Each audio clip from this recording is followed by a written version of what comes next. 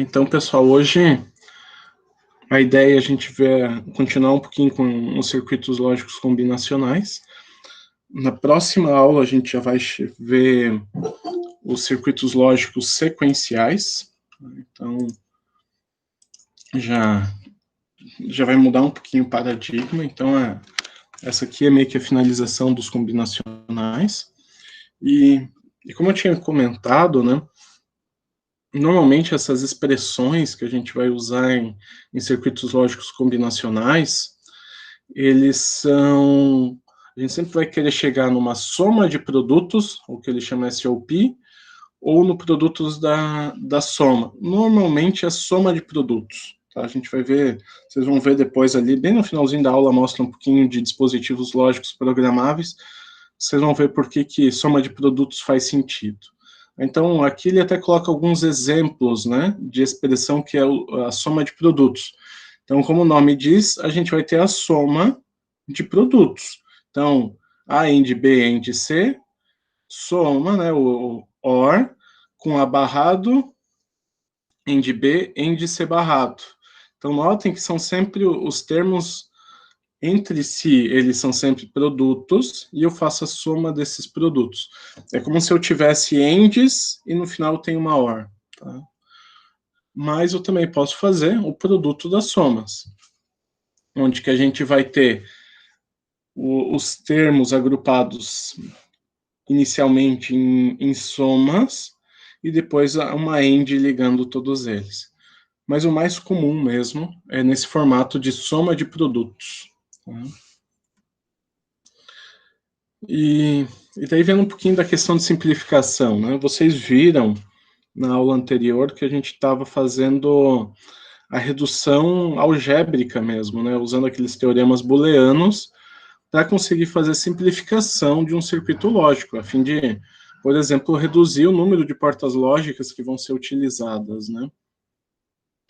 Então aqui ele mostra um exemplo onde que eu tenho o mesmo circuito escrito de duas formas diferentes. Então, em vez de eu usar 4 portas lógicas, eu estou usando aqui somente duas. Uma tem 3 entradas, mas, enfim, são só duas. Tá? E algo interessante aqui, né, é que essa tabela verdade aqui, vamos dar uma olhada nela. Aí, então, eu tenho 0, 0 sendo igual a 0, 0, 1 dando 1, 1, 1, 0, quer dizer, 1, 0 dando 0, 1, 1 dando 0. Então, o que eu posso escrever também é a saída desse circuito como a soma de produtos, onde que eu só vou usar o que tem um 1 aqui, o que resultou em 1. Então, o x vai ser o A barrado, porque o A valia 0, em de B. Tá? O que ele está mostrando aqui é uma introdução ao que a gente vai ver depois, umas exclusivas, né? O que a gente faz aqui também, olhem como que nessa tabela verdade, né, ele também está usando aqui, ó, no final da expressão, só o que está com 1. Então, A barrado em de B, A em de B barrado. Tá? Então, o X vai ser a soma desses produtos. Então, é isso que ele faz agora aqui, ó, numa que tem mais uma entrada, né? Eu tenho a C. Ele vai identificar quais são as combinações de entrada que me geram a saída 1 e descrever esses termos produto aqui. Então, A barrado, B, C barrado. A barrado, B e C. A, B e C. E a soma disso daqui é a expressão do meu x. Então isso daqui que a gente viu, né, eu tenho a tabela verdade e vou fazer a expressão. Notem que não tem nenhuma simplificação aqui ainda. Tá? Tem uma técnica gráfica que é muito utilizada para fazer a simplificação, que é o chamado mapa de Carnot. Então, essa daqui é a parte principal da aula de hoje. Né? Então, a gente vai fazer, através pegar a tabela verdade e fazer o mapa de Carnot. Então, olhem como que é montada essa tabela verdade. Então, aqui eu só tenho duas variáveis. Eu tenho a variável A e a variável B. Quando eu coloco A barrado A, e depois aqui na vertical, e na horizontal eu ponho B barrado e B. E eu vou preenchendo aqui o conteúdo dos quadrados com o resultado aqui na tabela verdade. Então, onde a tabela verdade resulta 1, eu vou colocar 1. Nesse caso aqui, A0 e B0, ou seja, A barrado e B barrado, é 1. Quando A for 0 e B for 1, então A barrado e B, ele é 0. Esse caso aqui, onde A é 1 e o B é 0, ou seja, A e B barrado, ele vai ser 0, que é esse 0 aqui de baixo. E quando A for 1 e B for 1, ele vai ter a saída 1. Então, nesse caso, tem esses dois quadrados aqui, onde que ele vai ser 1. Eu não consigo fazer nenhuma simplificação aqui, porque eu não consigo englobar, por exemplo, duas células juntas. Aqui nessa diagonal eu não consigo fazer essa simplificação. Então, o meu x é A barrado, B barrado, ou AB, tá? Não tem como fazer uma simplificação maior. Agora, então, vejam esse mapa aqui para quando eu tenho 3 variáveis. Notem agora que então eu não tenho mais A e B, eu tenho 2 variáveis na vertical e uma variável na horizontal. Só que olhem que interessante a construção aqui do mapa. Começa com A barrado, B barrado, A barrado, B, AB e AB barrado. Notem que entre uma linha e outra só vai modificando uma variável por vez. Então, aqui, ó, da primeira para a segunda linha, manteve-se o A barrado. Da segunda linha para a terceira, manteve-se o B. Da terceira para a quarta, manteve-se o A. E da quarta para a primeira, mantém-se o B barrado. Tá? E aqui na horizontal eu tenho C barrado e C. Então vejam aqui, ó. Quando A for 0, B0, C0, ou seja, A barrado, B barrado e C barrado, é 1. Quando for A barrado, B barrado e C, também é 1. Então aqui esse 1 aparece. O outro aqui, A0, B1, C0, também vai ser então, ou seja, A barrado, B e C barrado. É esse 1 aqui. E o outro que vai ser 1 é aqui embaixo, onde que tenho A, B e o C barrado, que é justamente esse daqui. E para simplificar, então, tendo o mapa de Carnot, a gente sempre vai tentar agrupar os uns em duplas, ou em conjuntos de 4, ou 8 ou 16. Então, nesse caso aqui, a gente consegue fazer dois conjuntos com 2. Então, a gente pode englobar aqui o que está nessa primeira linha e o que está aqui nessas duas colunas, nessas duas linhas aqui. E o que a gente faz? A gente vê o que mantém de igual nas duas e o que varia. Nesse caso da primeira aqui, né, essas duas células aqui de cima, o C varia, mas o A barrado, B barrado mantém. Então, numa simplificação, eu ficaria só com A barrado, B barrado, independente do meu C aqui. Tá? Então, o X vai ser igual A barrado, B barrado, mais o que está aqui, essas duas outras células aqui. Notem que o A muda, o B mantém e o C barrado mantém. Então, vai ser, esse segundo termo vai ser BC barrado. Então, a simplificação desse X aqui é X igual A barrado, B barrado, ou BC barrado. Entenderam isso daqui? Professor, ficou um pouco confuso para mim. Deixa eu ver se eu consigo riscar aqui, senão eu abro lá no... Deixa eu ver se ele vai me deixar eu riscar. Acho que aqui ele vai me deixar riscar. Assinar, realçar. Não, deixa eu abrir lá o PowerPoint. No PowerPoint ele deixa eu riscar. Vou compartilhar a tela do PowerPoint agora.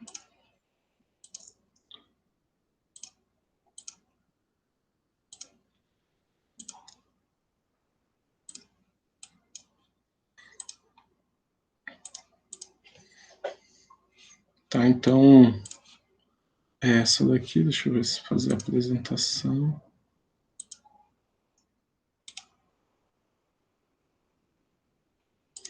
Não, então, vocês entenderam a questão da construção do mapa, certo? Certo. Então, agora vamos ver da simplificação, né? Aí que surgiu a dúvida, né? Isso. Então, a gente sempre vai tentar fazer conjuntos de uns que estão próximos. Então, por exemplo, a gente pode fazer essa simplificação aqui, ó. Tem esse e essas duas duplas, certo? Então, aqui, nessa primeira, né? O que acontece? O A e B se mantém, quem varia é o C. Então, o que eu posso tirar daqui? Que independente do C, se meu A for barrado e o meu B for barrado, a minha saída é 1. Tá? E depois eu tenho esse segundo termo, onde que eu tenho o A barrado B, AB e o C barrado. O A variou, o B e o C barrado manteve, então se eu tiver o B com o C barrado, independente do valor do A, a saída vai ser 1. Por isso que eu posso fazer essa simplificação. Entendi. Obrigada, professor.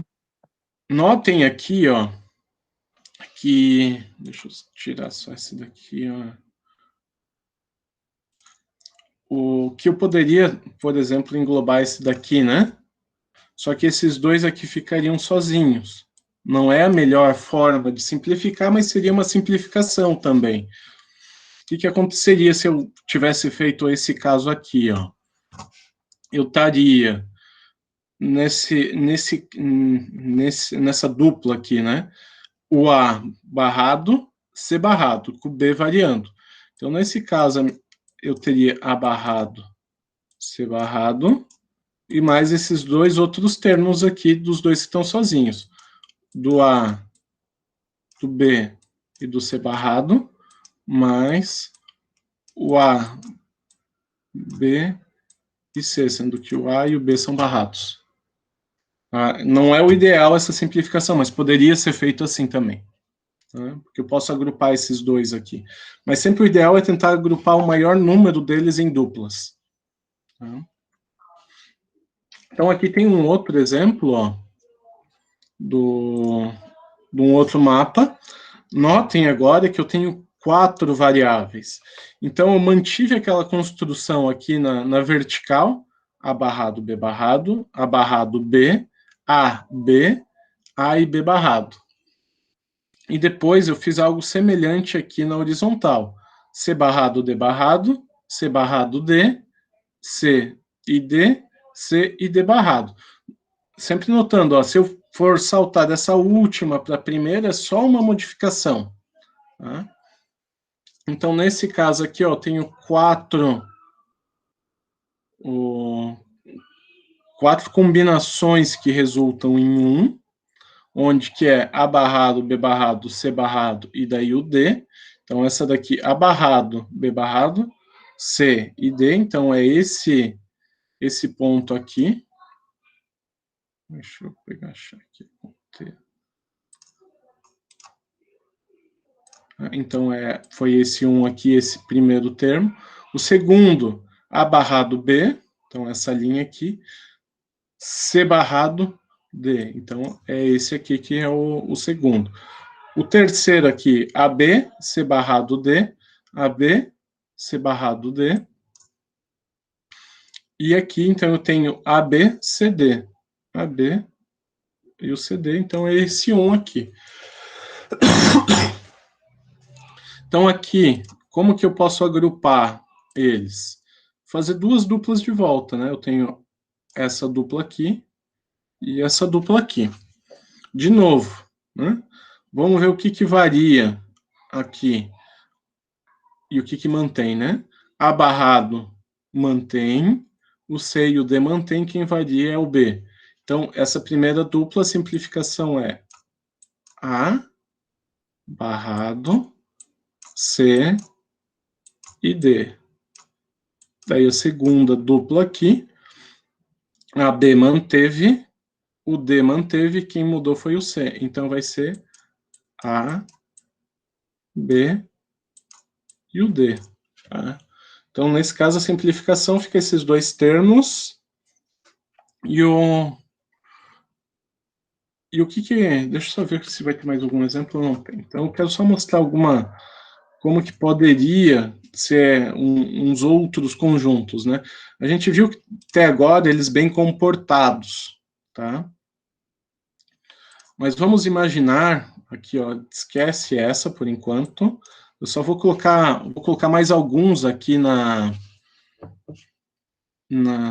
tabela verdade, no mapa de Carnot, só para ver como que poderiam ser feitas mais simplificações. Então, eu quero colocar um aqui. Vou colocar um aqui.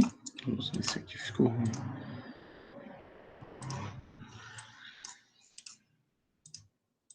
Então, aqui também é 1.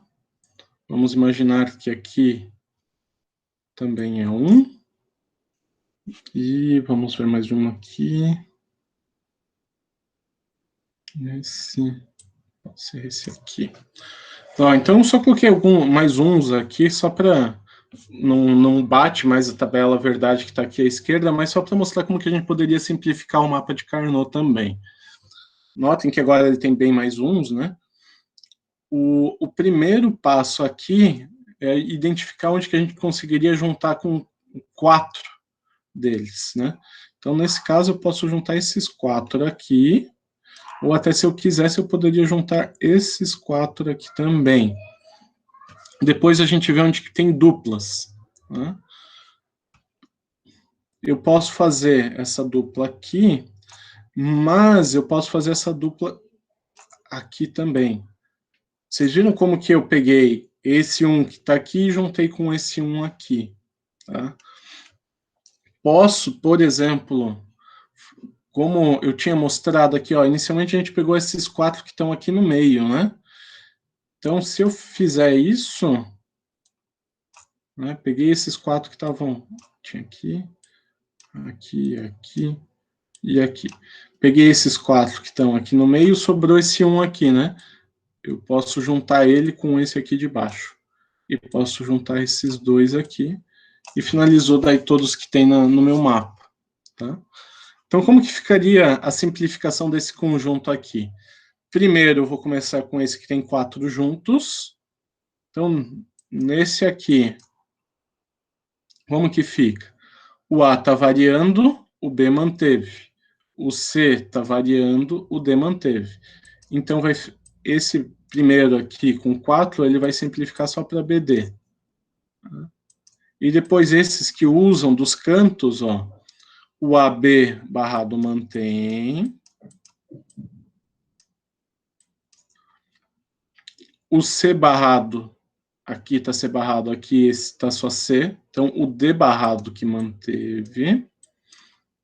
E depois eu tenho aqui AB barrado, A barrado B. Então, quem manteve foi o B barrado.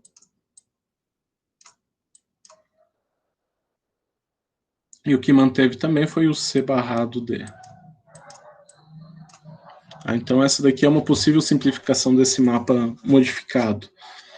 E esse agrupamento aí, usando as bordas, ele pode ser utilizado para conseguir juntar 4, pode ser feito para unir até 8, se for o caso.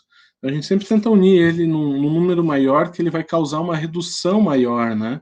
Então, em vez de eu ter 4 termos aqui, eu só vou ter um, que vai ser o B e o D. O resto não importa. Se meu B for 1 e o D for 1, a minha saída já é 1. Tudo bem até aqui? Ficou mais ou menos claro essa questão do mapa de Carnot? Claro, professor. Tá. Provavelmente a lista de vocês vai ter bastante desses mapas de Carnot nessa semana. Daí, se vocês tiverem dúvida, vocês me avisem. Tá, então, eu vou continuar aqui. Tem umas portas lógicas, né, que elas não são nem NOR, nem OR, nem NAND, nem AND, que são muito interessantes, que são a exclusive OR e a exclusive NOR. Tá? Elas são bem interessantes, porque notem aqui como que é o símbolo da XOR, né? O que acontece? Se os dois forem iguais, a minha saída é 1. Se os dois forem diferentes, a minha saída é 0. Tá? Ou eu também tenho a opção, né, de fazer ela exatamente o contrário. Se as minhas duas saídas forem diferentes, ele vai ser 1. Se os dois forem iguais, a minha saída vai ser 0. Tá? Então, aqui é a XOR, aqui embaixo a XNOR.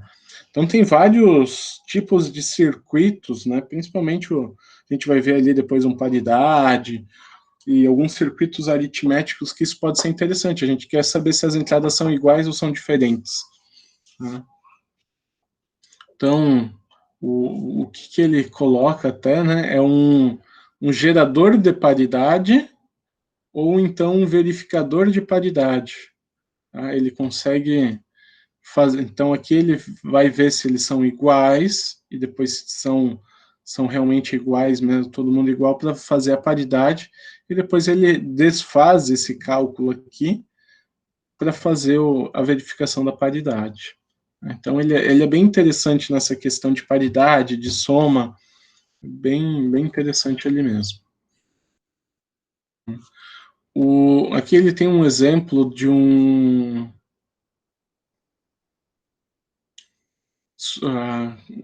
circuito, né, habilitador ou desabilitador aqui.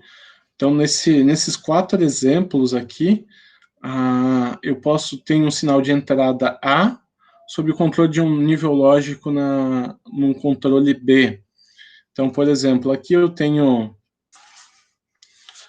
uma AND, né, e a minha saída, eu só vou ter uma saída se meu B for 1. Então, a saída vai seguir o A se meu B for 1. Se meu B for igual a 0, a minha saída vai ser 0. Se eu tenho uma NAND, ele vai me inverter a entrada, né? Então, ele vai inverter a entrada se o meu B for igual a 1. Se meu B for igual a 0, a minha saída vai ser sempre 1. E a mesma coisa eu consigo fazer com a OR, né? O meu B, se meu B for 0, a saída segue a entrada. Se meu B for 1, ele vai ficar preso em 1. Se eu usar uma NOR, se meu B for 0, ele vai inverter a entrada. Se meu B for 1, ele vai ser sempre 0. Então, são tipos aqui que eu posso usar portas lógicas como chaves, né?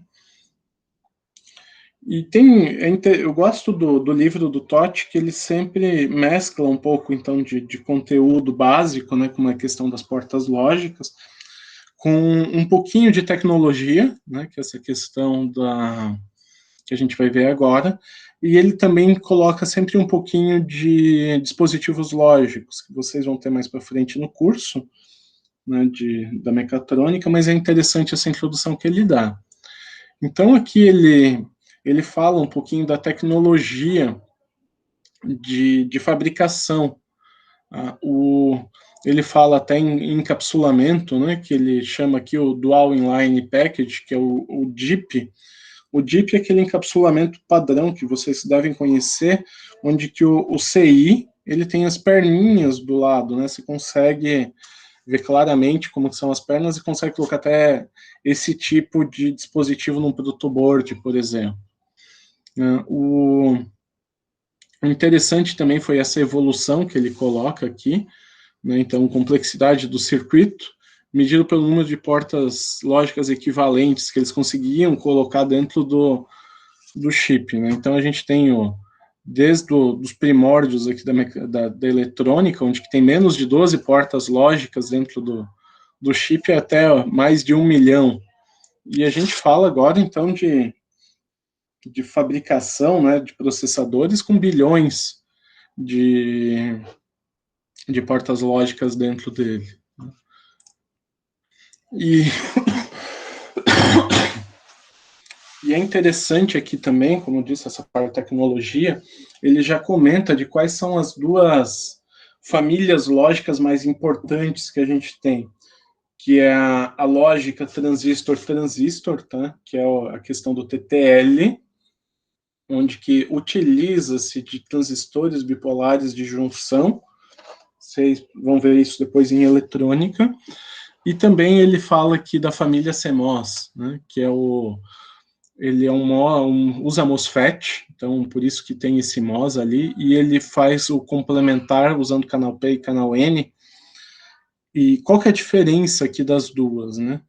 O consumo de energia e os níveis lógicos que ele aceita, tá?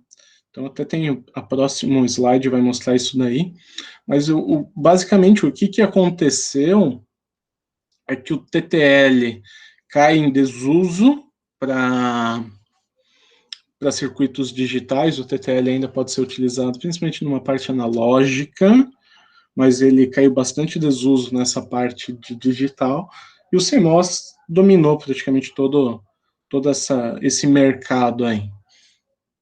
E o que acontece? O número, né, o nome do circuito integrado, ele tem a ver também com a família, né, a série com que ele foi fabricado. Então, sempre que começa com 74, aí eu tenho essas opções, né, S, LS, AS, ALS, né, 04, então esse daqui é um inversor hexa feito com tecnologia TTL. Tá? Dentro dele a tecnologia TTL. Até se a gente tivesse a possibilidade no laboratório, eu acho que no laboratório a gente tem alguns LS. Então vocês mexeriam provavelmente com 74 LS04 lá, do TTL, mas o que realmente a gente mais tem e vê são os CMOS, tá? Então, são normalmente as famílias 40 aqui, ou então esses HC. Tá? O que a gente tem lá no laboratório também é o HC. Tá? Então, seria o 74, HC02, 00, enfim, depende muito aí de qual porta lógica que a gente usaria.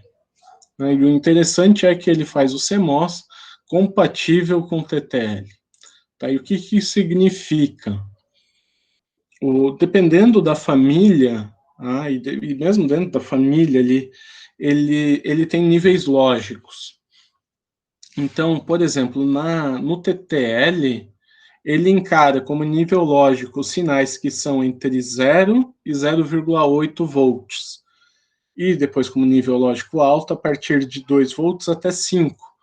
Se vem algum valor aqui no meio, para ele é indeterminado. Ele não sabe dizer se é 0 ou se é 1 e vai dar problema no teu sistema. Enquanto o CMOS, tá, com uma alimentação de 5 volts, ele encara aqui o de 0 a 1,5 volts como nível lógico 0, notem que aqui então ele é mais alto, né? Enquanto o nível lógico 1 é de 3,5 a 5 volts. Notem que isso daqui, o que ele está falando? Para mim, quando vem um sinal, por exemplo, de 4 volts, quando entra, eu vou encarar ele como nível lógico 1. Não significa que a saída dele, ele vai jogar 4 volts também para o nível lógico alto. Muito provavelmente, se o circuito estiver bem construído, não tiver nenhuma fuga de corrente, a alimentação estiver chegando direito nele, sempre vai estar muito próximo desses extremos aqui, vai estar muito próximo de 5 volts, vai estar 4,9 ou até 5 mesmo, e sempre vai estar muito próximo aqui do 0, 0,1 ou mesmo até 0 volt, tá? Mas aqui ele só está mostrando a tolerância que eles têm para os níveis de tensão que entram nele. Então aqui ele só mostra como que é um circuito típico, né? Então eu tenho portas lógicas ligadas entre elas, né, e até aqui o que ele está mostrando? Ele tem um CI, tá? São dois CIs aqui. Eu tenho esse inversor, e depois eu tenho dois CIs aqui de NAND, né? Então, aqui ele está colocando, ó, 1, 2, 3, 4, 7, 14.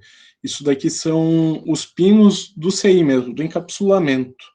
Tá? E a mesma coisa acontece aqui, ó, 1, 2, 3, 7, 14, 8, 9 e 10. Tá?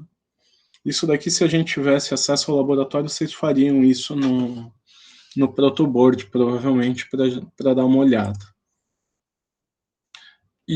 Mas, como a gente não vai ter essa possibilidade, mais para frente, ou vocês vão usar o Quartus, ou então os Ilix lá, para fazer algumas simulações, tá? Com esses programas que servem para fazer programação de CPLD e FPGA. E aqui ele só está mostrando como que eu faria ele no Quartus. Notem que ele usa portas lógicas NAND e portas lógicas NOT da mesma forma e vai ligando elas, tá? Então tem as entradas aqui e as saídas. Isso daqui normalmente é mapeado nos pinos do dispositivo lógico programável que a gente vai usar, e isso daqui ele faz a configuração interna.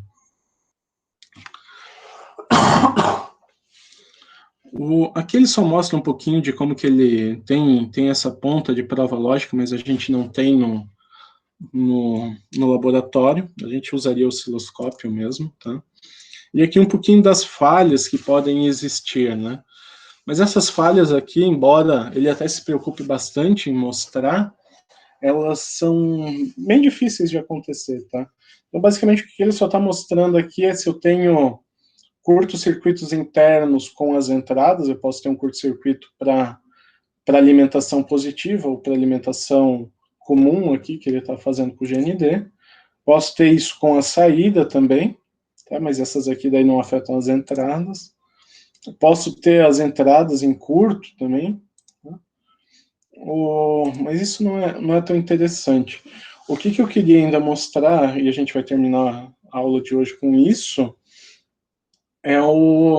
esse daqui é dos primórdios dos dispositivos lógicos programáveis, tá? Então, esse daqui eu acho que é um PLA, se bem que ele não está definido aqui se é um PAL ou um PLA. Mas, basicamente, lá no começo desses dispositivos lógicos programáveis, a gente tinha os sinais de entrada, eles indo neles normais, eles invertidos, e a gente tinha essa possibilidade de fazer essa ligação das colunas com essas linhas. Tá? Então, por exemplo, o que acontece aqui? Eu consigo fazer um produto, né? Eu posso escolher aqui se eu quero usar B barrado B, A barrado ou B nessa entrada desse produto, e a outra entrada eu também podia escolher o que fazia. Então, aqui eu faço